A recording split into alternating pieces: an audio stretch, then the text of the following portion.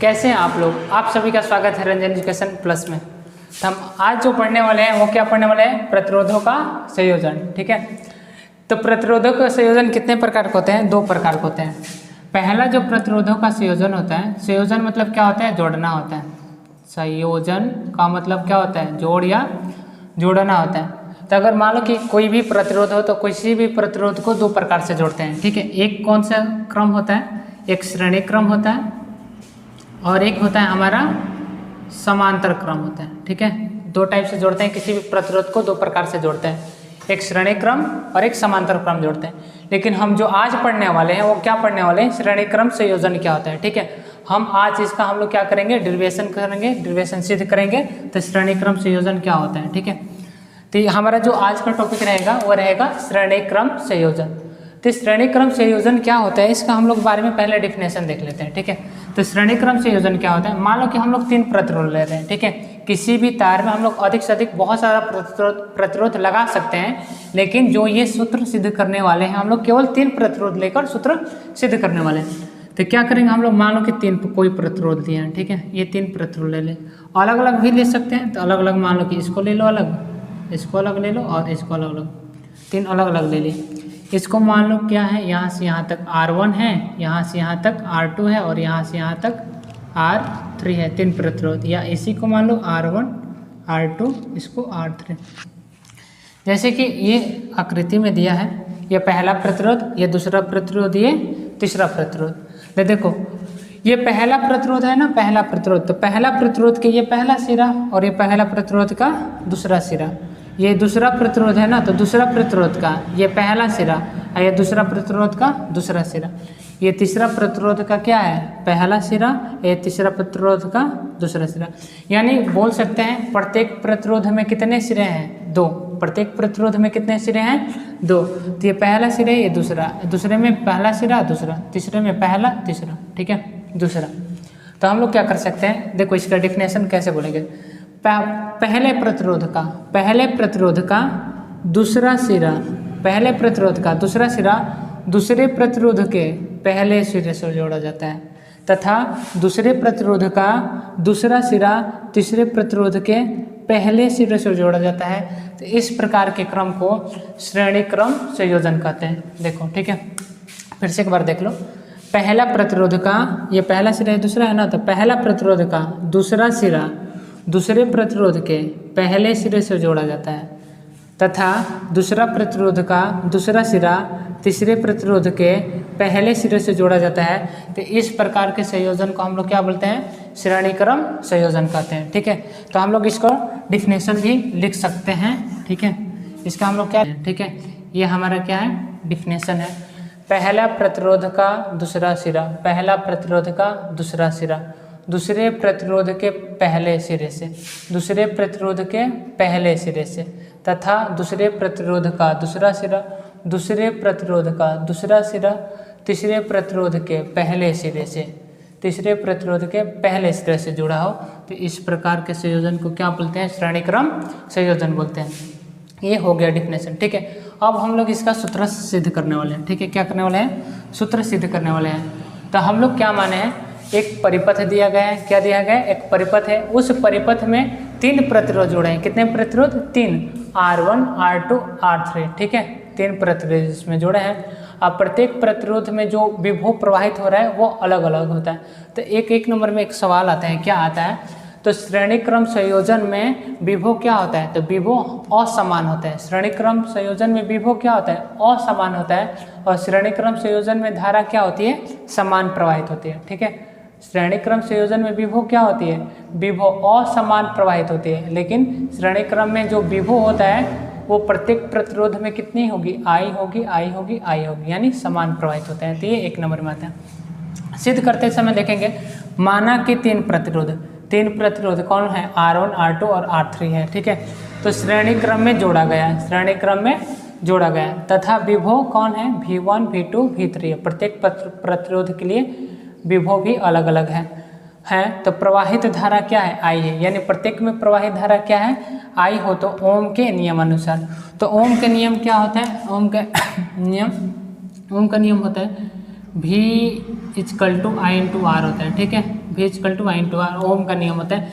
लेकिन इसके अनुसार, पहले के अनुसार, पहला में विभव V1 है ना, तो V1 इक्वल टू प्रत्येक में धारा समान प्रवाहित होती है तो I, और पहले प्रतिरोध के लिए R1, ये समीकरण फर्स्ट हुआ। दूसरा क्या होगा, V2 equal to I R2 होगा, ये समीकरण सेकेंड होगा। तीसरे में क्या होगा, V3 equal to I R3 होगा, ये क्या होगा, समीकरण थर्ड होगा। ये क्या हो गया हमारा समीकरण थर्ड।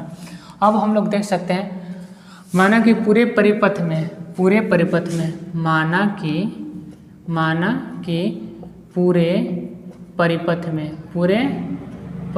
में विभव भी हो तो ठीक है, इस पूरे परिपथ में मान लेंगे तो विभव कितना प्रवाहित हो रहा है, भी हो रहा है। जो पूरे परिपथ में भी होगा तो भी इक्वल टू सबको ऐड कर देंगे, V1 plus V2 plus V3, ठीक है। इस पूरे परिपथ में कितना विभव प्रवाहित हो रहा है, भी हो रहा है, तो V1 plus V2 plus V3 हो जाएगा, समीकरण ये 4 हो जाएगा, ठीक है। अब हम लोग क्या करेंगे, A और D के बीच में हम लोग तुल्य प्रतिरोध ज्ञात करेंगे, ठीक है। तो A तथा D के मध्य तुल्य प्रतिरोध A और D के मध्य क्या होगा, तुल्य प्रतिरोध क्या होगा हमारा, जो तुल्य प्रतिरोध होगा हमारा क्या होगा, V equal to I into R होगा, ठीक है। A और D के मध्य तुल्य प्रतिरोध क्या होगा, V बराबर I इंटू आर होगा। हम लोग क्या करेंगे यहाँ पे V बराबर I इंटू आर, V का जो मान दिया है, V का मान दिया है वो क्या दिया है, अलग अलग दिया है। तो लिखेंगे यहाँ पे समीकरण, इसका समीकरण ये 4 है ना, इसको समीकरण 5 मानेंगे। लिखेंगे समीकरण 4 या समीकरण 1, समीकरण 2, 3, सॉरी यहाँ पर ये नहीं लिखेंगे, समीकरण 4 का मान, समीकरण 4 का मान समीकरण 5 में रखने पर, किस में रखने पर, 5 में रखने पर, ये जो समीकरण 4 का मान है ना वो समीकरण 5 में रखेंगे। तो भी का मान इतना है तो भी के जगह पर लिख सकते हैं V1 V2 V3 बराबर I इंटू आर, इसको समीकरण 6 बोल सकते हैं। इसको क्या बोल सकते हैं हम लोग, समीकरण। अब लिखेंगे हम लोग क्या, समीकरण किसमें, समीकरण 6 में, समीकरण 6 में समीकरण 1, 2, 3 का मान रखने पर, ठीक है। अब हम लोग क्या करेंगे, ये जो समीकरण 6 है इसमें 1, 2, 3, समीकरण 1, 2, 3 का मान इसमें रखेंगे। तो देखो आई आर तो है आई आर, ठीक है। V1 का मान कितना है, आई R1 प्लस V2 का मान कितना है, आई R2 प्लस V3 का मान कितना है, आई R3। तो आई R इक्वल टू सब में कॉमन क्या है, आई, तो R1 प्लस R2 प्लस क्या होगा, R3 होगा, ठीक है। इधर भी आई है, इधर भी आई है, दोनों कैंसिल आउट हो जाएगा।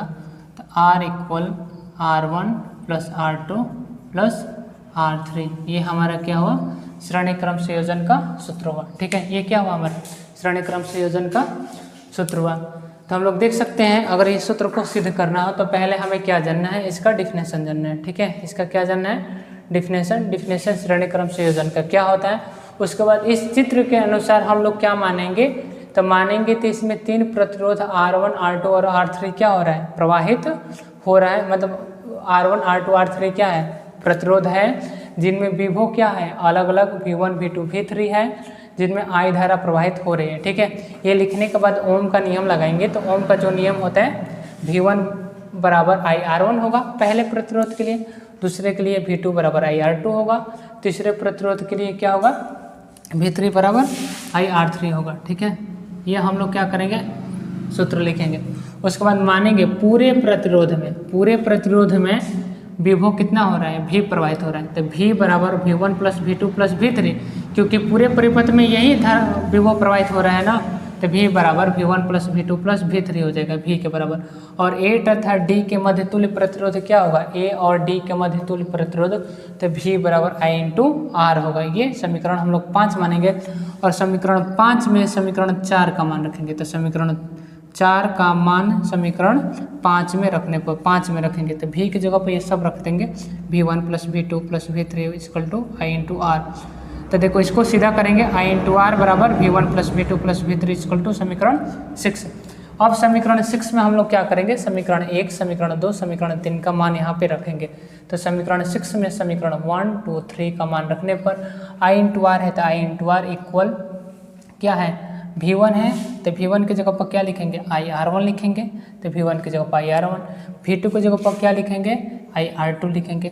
V3 की जगह पर क्या लिखेंगे, IR3 रखेंगे। तीनों में देख रहे हैं कॉमन क्या है, तीनों में कॉमन, तो तीनों में कॉमन क्या दिख रहा है, I दिख रहे हैं, ठीक है। इन तीनों में कॉमन I कॉमन कर दिया, दोनों में I है, तो क्या हो, कैंसल आउट हो जाएगा, R equal to R1 plus R2 plus R3 होगा, ठीक है। तो आप लोगों को अगर ये वीडियो अच्छी लगी तो आप लोग इस वीडियो को लाइक, सब्सक्राइब और शेयर करें, ठीक है। थैंक यू, धन्यवाद।